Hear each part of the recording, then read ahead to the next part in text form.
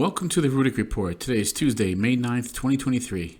If you can, please support this channel by buying me a cup of coffee or by visiting my affiliate links. Your help is greatly appreciated and helps us to continue to provide content.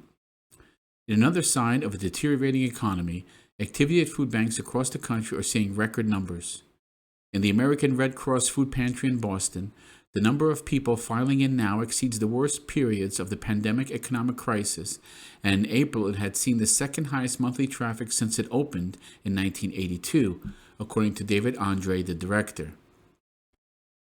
His organization, like food banks across the country, has been flooded with requests for assistance since food stamp recipients were hit with a double blow: the expiration of a temporary boost in benefits put in place during the pandemic, and inflation that has hit grocery prices, which are running 24% above pre-COVID levels.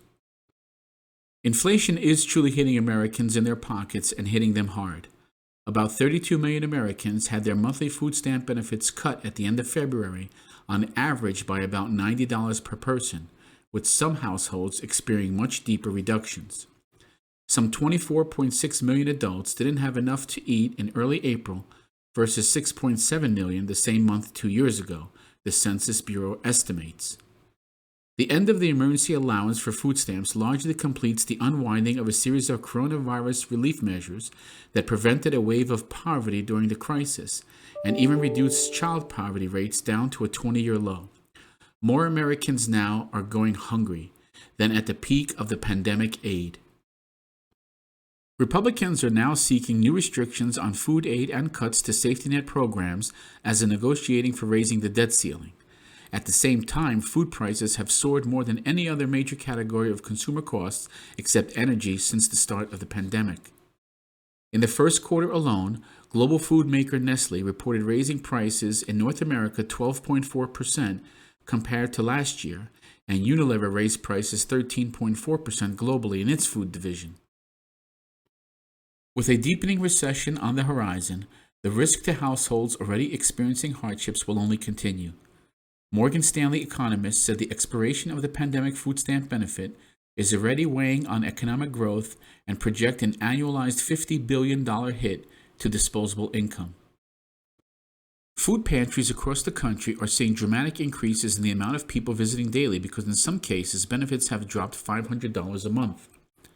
Nathan Springer, a retired Army colonel who is president and chief executive officer of the Colorado Springs-based Care and Share Food Bank, said his organization is seeing more requests for groceries from military families, teachers, nurses, and even dual-income couples following the cut in assistance. In some cases, people are deciding either to buy food or to pay their utility bills. Still, even without the extra pandemic assistance, SNAP beneficiaries receive more food aid than they would have before the COVID outbreak, said Craig Gunderson, a Baylor University economics professor who studied food assistance programs and poverty. The Biden administration permanently raised the average SNAP benefit by 27% in October of 2021, the first increase beyond adjustments for inflation in more than 45 years, following a review of benefit levels Congress ordered in the 2018 Farm Bill. Overall, the average SNAP benefit per person climbed from $121 a month just before the pandemic to $256 in January, shortly before the emergency allotment ended. So even with the 27% increase in benefits, people are still struggling due to the inflationary environment plaguing the United States. This is not financial advice, but it may make sense now to get food, get water, get some cash for emergencies in case these banks continue to have runs, and if possible, get out of debt. Get ready. Again, not financial advice, but if you can, get some gold or silver to hedge against this incoming crash and the increase in inflation. These commodities cannot be suppressed forever. There are many places to buy from: SD Bullion, Money Metals, JM Bullion, a few reputable organizations to purchase from, but you can use whoever you want.